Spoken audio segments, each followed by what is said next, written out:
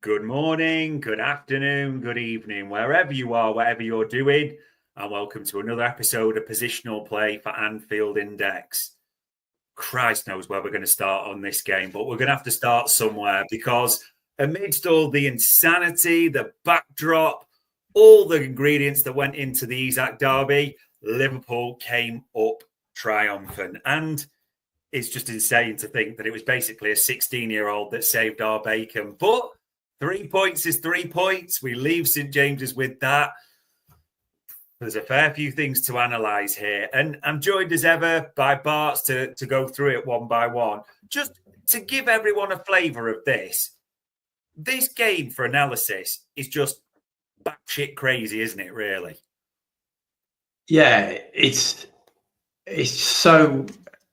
Start getting into the numbers and you're like, that's something. And then it isn't because it's someone else. And it's just all a bit all over the place. And also what we kind of forget is that a sending off or a penalty are the two biggest events in football in terms of stats. Yeah. They fundamentally alter from that point on, right? Because you create your two sides are unbalanced in terms of number, which generally speaking completely sways it. There was we come on to it didn't look that way in the second half, but yeah, in the mix, all of that mayhem. You had a red card, you had lots of other things going on, and it's just I was trying to look at this morning when we were chatting, and I was just like, oh god, this is a crazy game, and yeah, we got out of it 3 points, but not a lot else from there. Yeah, and we'll delve into it because the beautiful thing around this is neither half was great. We'll break down each one, but the result is ultimately at this stage of the season what we're looking for. And if we look at the first half, Bart, I mean, we get a brilliant Gravenberch goal, which we'll talk about, of course.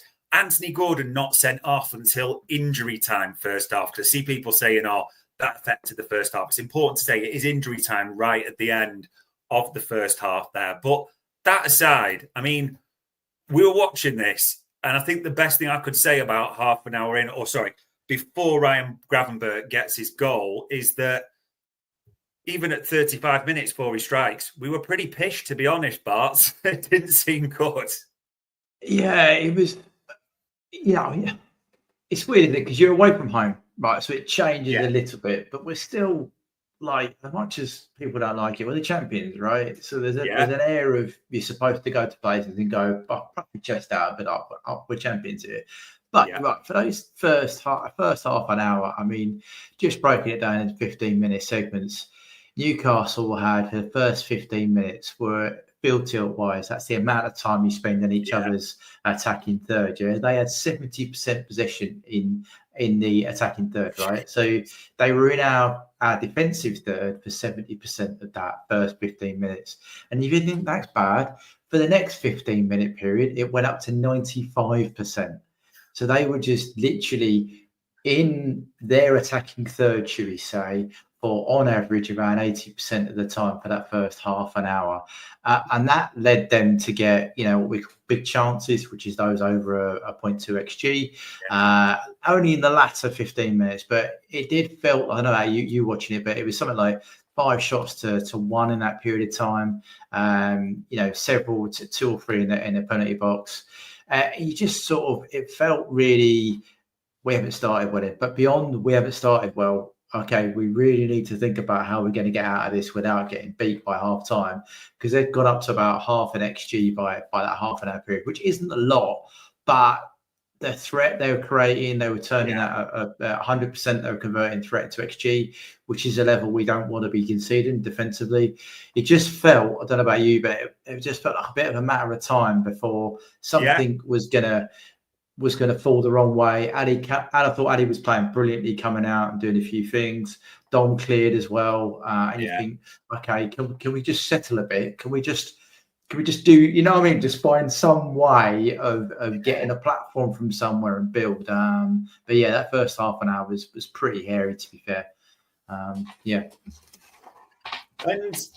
I suppose I'm intrigued because it's a good goal from Gravenberch, and we'll break the goals down separately.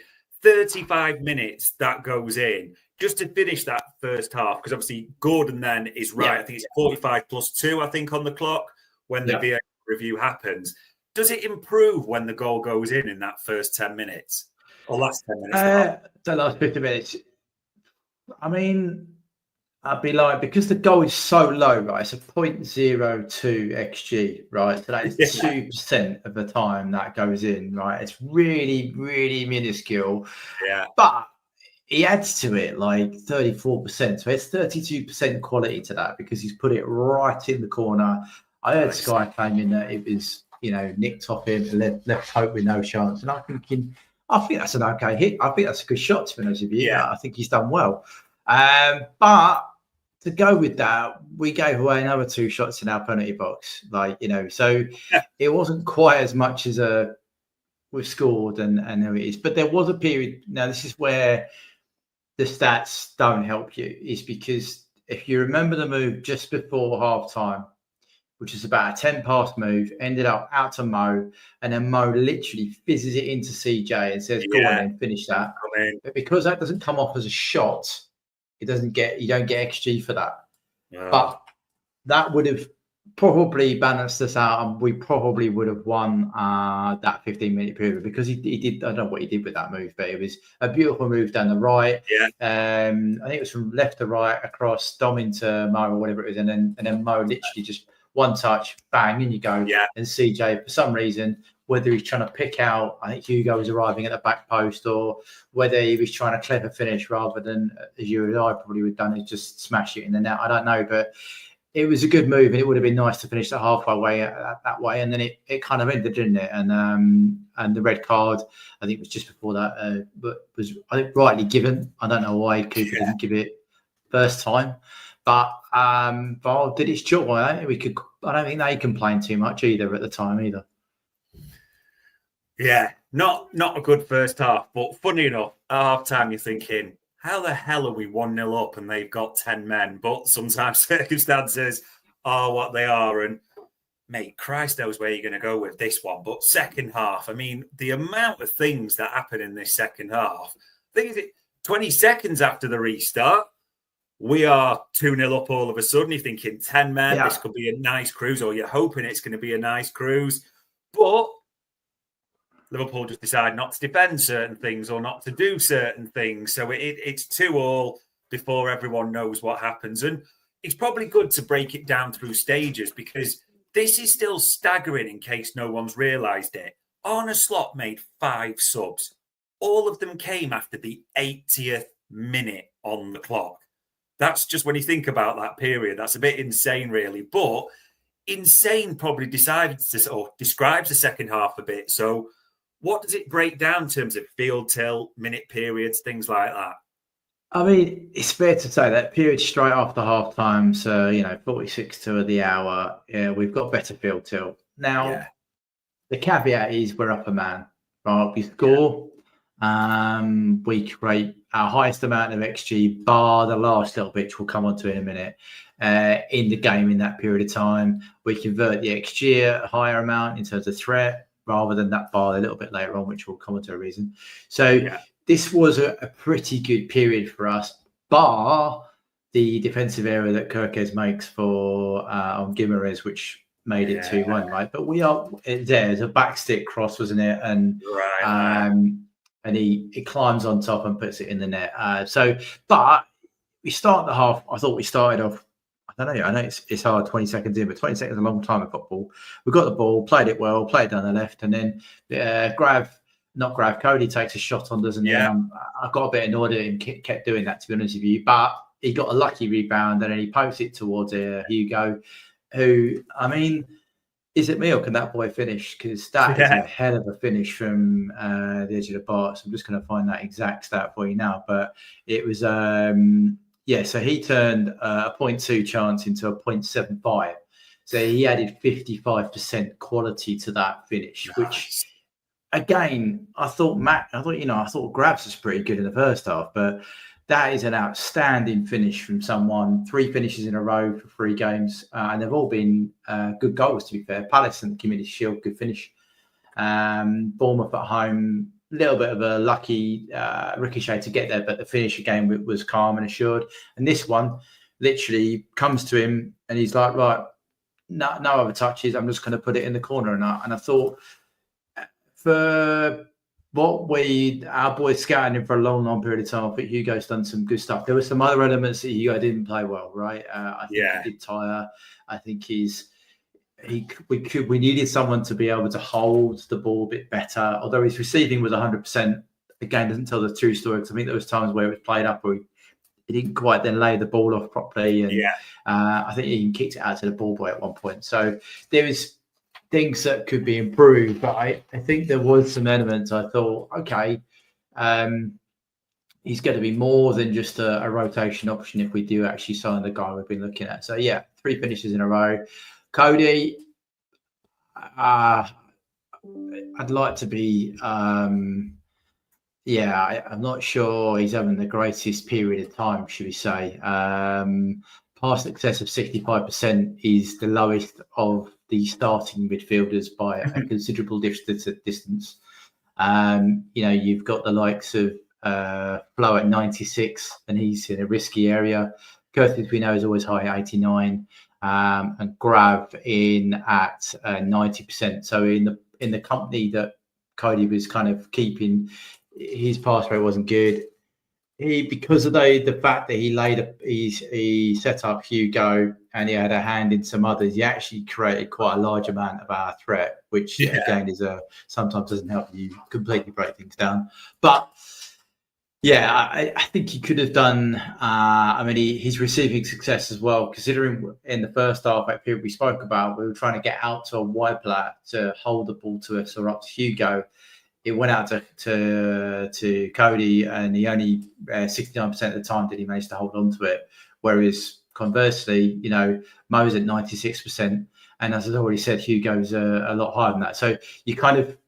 There are things that you look at and you go, come on, I don't think you're helping yourself in that area when things are right. But trying to be off the ball for him, aerially 100%, but duels 33%. So again, not a great game for him on or off the ball for Cody. Hugo again off the ball 33%. So just to give you another one of the players that people were under spotlight, and we chatted about, was Flo, 60% duel rate. Whereas on the ball, his passing was 96%, as I said, and 92% receiving. So there were some elements there. And again, Flo, 9% of threat created from him, not a lot of, only 7% of our possession. So, so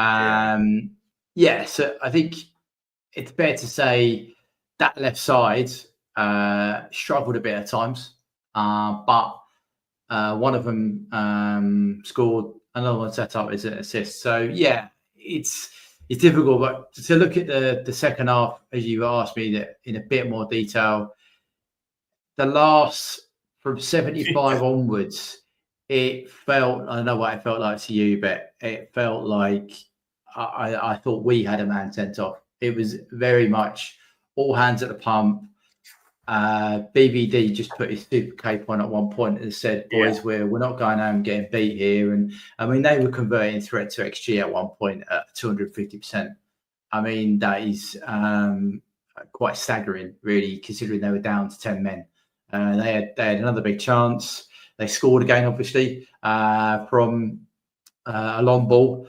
I think Slot referenced it posts as well, that they made a mistake in how high they went. I think he said that hindsight, they would have gone back to being deeper, but they were trying to prevent the second ball, which they didn't. And I also think it's probably fair to say at this point that Ibu didn't have his greatest game, because he didn't really compete for that header, which if he'd done so, that they probably would have cleared it, and then we would have been sitting here at 2-1 thinking, oh, great, nice easy one, But no, I think Newcastle, after that period where we scored our second, very much went back to being equal or just shaving a lot of the stats, field tilt 60-40, for example, those kind of things, which you wouldn't expect from a team that are down to 10 men. It was a very difficult afternoon, and for those who we would only have won that game on a Monte-Carlo at 23% at the time, Newcastle 42. So shows you that when some people say a lucky win, that's not far off. To be honest with you, I think we're being kind if we were if anything else. But yeah, no, I think lots to ponder. I think from that, I'm not sure. I think from the only thing that I positive from the second half I thought was, don't know if you noticed it, Dom started to invert a little bit in the second half. Yeah, it's, I suppose, the final bit I wanted to ask you about, and it's just almost to set the scene for everyone, because, as we said, the subs all happen after the 80th minute. So, on the 80th minute, Chiesa comes on for Ekatike, Florian Wirtz comes off, and Conor Bradley comes on. And as you say, it almost becomes like Liverpool are trying to control it, because it's 2-1 at that point. It's important to say when both these subs are made. And you're thinking, will this give Liverpool some solidity? And grabbing, Szob and Wirtz a little bit. And to be honest, as you said, it just seemed to roll. And then I think they get the goal on the 88th minute. And then 96th minute for both of these, Curtis Jones and Cody Gakpo come off. And Harvey Elliott. And before anyone says about who, the organisation, I'm not saying this was the exact formation, but kind of something a little bit. Something like that. Trying to get Harvey into the pockets to make something happen. I'm almost not sure there was too dedicated a formation at this point, so to speak, Bart. And there is a final one. People forget, on 102nd minute, Mo Salah does come off and Endo just goes there to kick the out of people, basically, and head everything. But, we all have our uses in that regard. I mean, is it true to say he deserves credit for the subs because they sub won the game and obviously they made things happen? But at the same time, maybe his first set, a bit like the Bournemouth game where Endo came on at right back and it went to shit a little bit. The first set of subs didn't exactly calm everything, did they, with Bradley going right back? No, and I think it's summed up at one point. I think Bradley's been on 5 minutes and he's in the opposition box trying to dribble past Bruno Guimaraes at 2-1 away from home with less than 10 on normal time to play, right? And I'm thinking, we've been here before.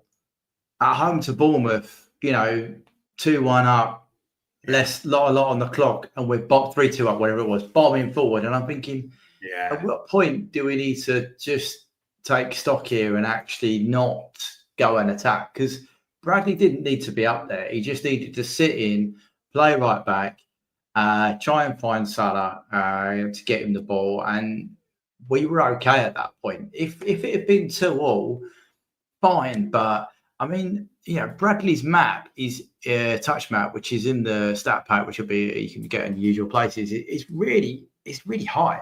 It's considering he's come on, as you said, to try and solidify the defence. It really isn't. You know what I mean? I'd love to tell you it is, but it's just not. It's up a bit high. Harvey's wider than you would think as well. So it's just not it's not a shape that you would expect from that. But I mean, I think Bradley then does well. I think he realises he goes back and he has a role in the build-up for the winner. I think he mentioned does. So I think most players do. So I think it's got to be hard to come on to that atmosphere. It's emotionally charged. You're playing. Everyone knows what the history is. Everyone knows what this game's about. They also know the rivalry that's gone in the past few games. So I get that as a kid coming on. It's also his first start for the season. He's been out for a while, so he wants to make an impact. But that's where sometimes I'm like some of the older players. Maybe you need to look, mate. Why don't you just stay here? Hold your shape a bit more. And Kirkis, to be fair to him, we bought him to be the bombing left back, and I think he's made less runs going forward than he did in a lot of time for Bournemouth. He's trying to be. And I actually thought, to be fair to him, just bringing in some stats for him, I thought he had you can't ever say let's take the goal out of it because the goal is a fundamental event, but. In terms of what he won 100% of his duels, he won 75% of his errors, which you and I both know from profiling him, he's not great at, right? Yeah. So, and the only one he lost was the goal, right? In terms of threat he faced, he stopped 100%. right? Which, is no mean feat for the kid. Right. He recovered the ball 4 times. He made 2 tackles and won them both. So, just trying to think about him defensively, attacking wise, yeah, all right. He didn't offer us a lot, but he wasn't really charged with doing that, if you know what I mean. He was asked to do some a defensive side of the job, and I think largely he did okay in that role. Bradley, conversely, in his time he was there, he was involved in 4 draws and only won 1. And a threat, he was a balance. So he lost the same amount as he won. So it's very, very even. So, yeah, I think. And Bradley also made 2 fouls in his limited time on. He was only on for less than half an hour and committed 2 fouls, whereas Kirkes only conceded 1 foul. So, it's that just shows you maybe some of the bits to go on with. But no, I thought there were some positives. I think you and I both said Van Dijk, I thought was superb. Stopped 100% of threat, including the 2-on-1 at one point. Insane bit of defending. Considering he had the majority of aerials, he only comes out with 56%, but he had the highest volume of all of the players bar Kirkes, right? Dual success, which is he only faces 3 total in the game, so it's not a big deal for him. He's not faced, but passing wise, Van Dijk at 9% of threat contribution, he had 87% passing success. He was on the ball for pretty much the majority of the time for us, like nearly 13% of our total possession he was on the ball for, even after Gordon decided to take his leg off, So I thought VVD again, I don't think it's hyperbole to say without him we lose that game, because I just think at times he was there heading away. He headed through Dan Burns' arm at one point, you know what I mean? So he was that instigating, trying to get us forward. So yeah, I thought there were some good performers. Dom as well for two roles. I didn't think he was bad at right back, if I'm being honest with you. I thought he made a couple of good challenges. First half, I think he played what we would call, you and I were that old, but a traditional right back kind of role. Going up in lines. I thought second half he started to invert a little bit, which started to help us play. And we almost went with a 3 at the back, if you like, and then Dom, Grav, and CJ. And I mean, it kind of almost helps us a little bit to try and get, I would say, control, but that'd be way too high. I wanted to say we had control at any point, but no. I thought there were some okay performers. Mo created 20% of our threat, right? When Mo got the ball, he received it 96% of the time. He passed it well. Defensively, Mo won up, stopped 100% of threat coming at him. He's 50% for duels. The problem is we're not getting in the ball. Nah. The only player is a quick question for you. Do you know who is the only player who got the ball to him over 5 times? I'm trying to think that late on, we seemed to try and move it quicker when we were chasing it. Canate seemed to be the one pushing it through, or Harvey late on, but those are the only 2 I could think. Dom. Wow. Dom passed it to him 6 times in total in the game, and he's the only one who managed to get it to him over 5 times. There'll be loads of little 1s and 2s, right? Which is probably what you see. But so again, last game it was Verts and Dom were the only 2 getting it to Mo. This time it's just Dom on his own, and that is something, just a little thing to put in on the ledger, shall we say, to keep an eye on, because as you've quite rightly said in a lot of your transfer shows, you're paying him a lot of money, right? If you don't get him the ball, what are we doing here? Yeah. If you create a system where your most attacking player is not getting enough ball to influence the game, then perhaps you need to relook at what you're doing as a team. Now, I'm not saying let's rip up the playbook and change it all. It's just 2 games in. Mo's got some of the lowest amount of passes received. He's there. What he's doing with it is still quality, but because we can't get him it enough, he's not producing us those moments. He's not getting the chance to get in that rhythm to then, the little flickers to the back post. So yeah, it's just little things that we need to fix pretty quick, as well as the fact that we need to stop now getting counted on quite as quickly as we do. Yeah, and like you said, it's that one in the first half where he gives a buffet ball to Curtis, who should just help himself, really. But yeah, it's football. Sometimes it's easy, it is complicated. If you've got your best player as an attacker, how about just getting the ball as often as you can? Which, to be fair, seemed to be a brilliant tactic last season and didn't do us any harm at all. So yeah, it is one to keep an eye on. But some shiners, not too many with great pass marks, but I don't think anyone's surprised with that. The final one, because we kind of touched upon who struggled and we've analysed their stats, Bart. Yeah.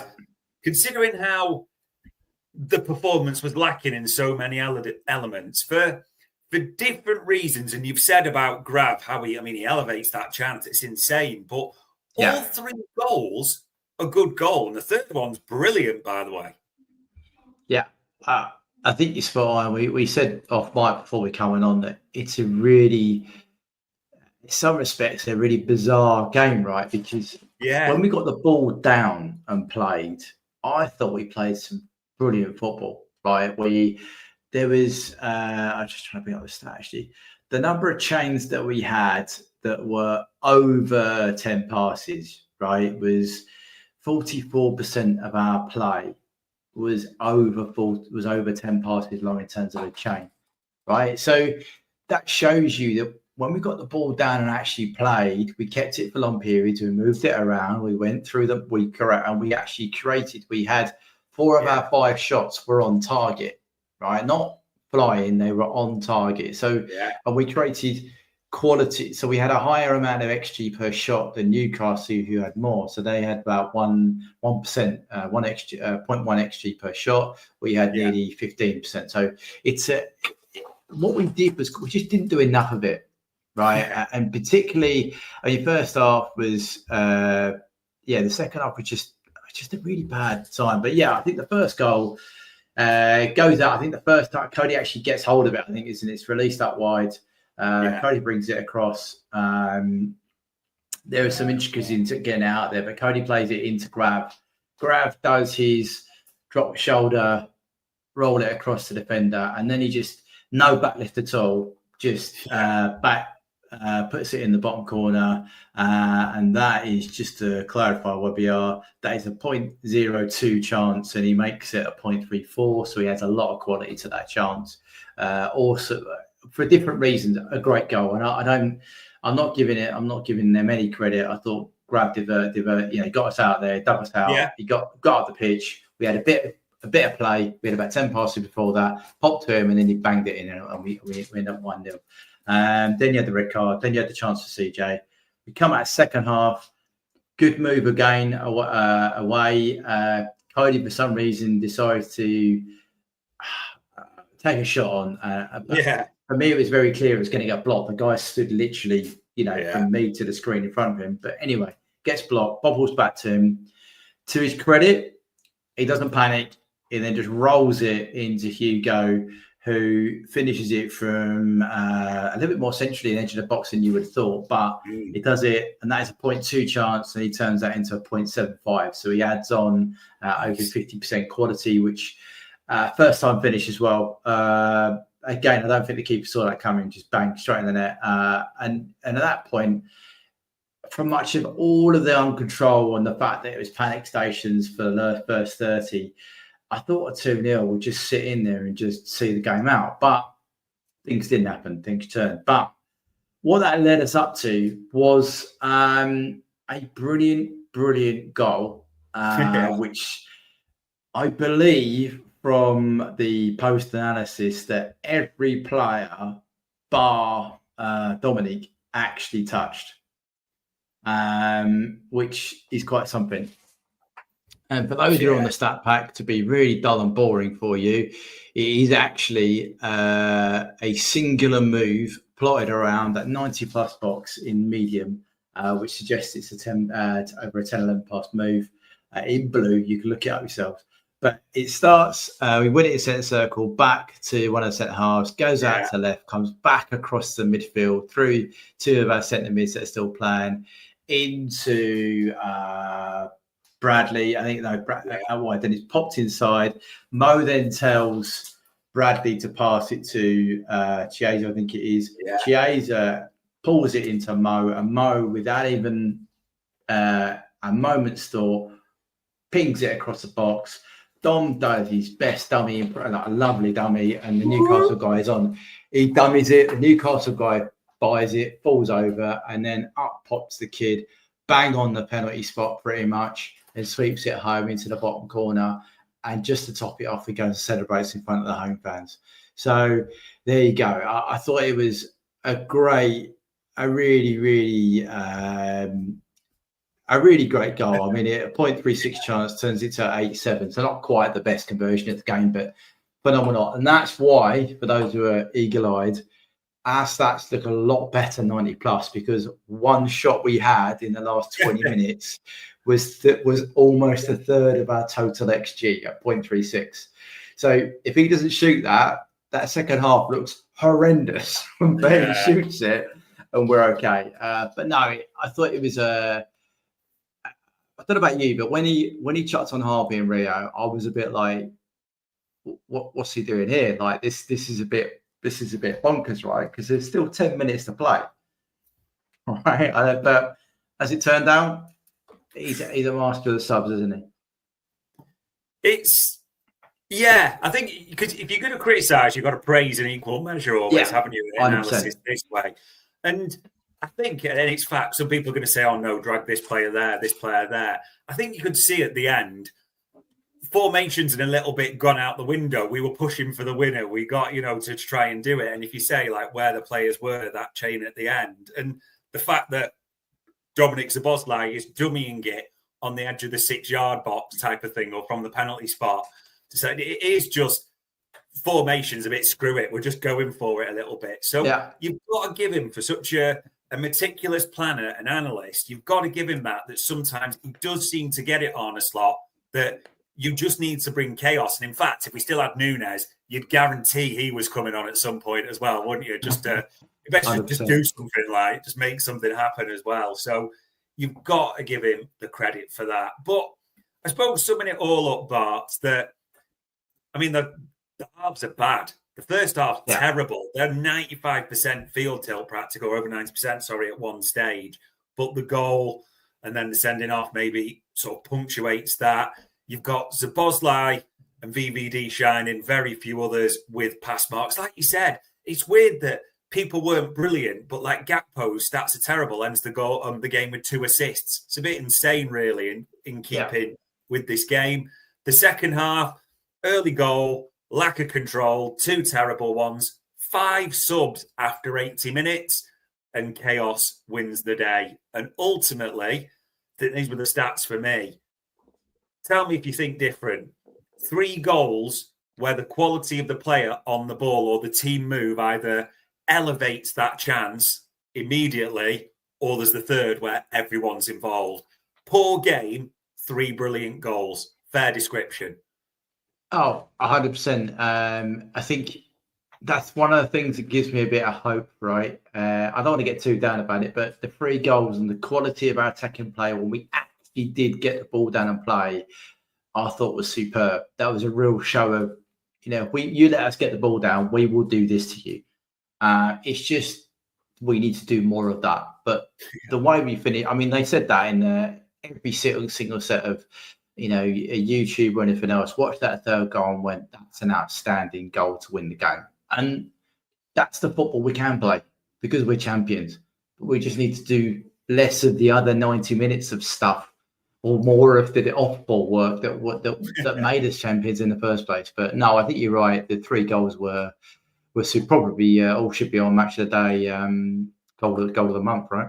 Yeah, texting or voting. If only we had a channel like that, eh? But there you go, people. 1,000,001 things to think weren't the best, but a 3-2 victory, 2 out of 2, 6 points with Arsenal to come means it's a great bit of analysis all round. All it leaves me to say is, Bart, for the time, the insight, for answering all the questions, mate, as ever, it is much appreciated. No worries, anytime. And ladies and gents, that was another positional play for Anfield Index.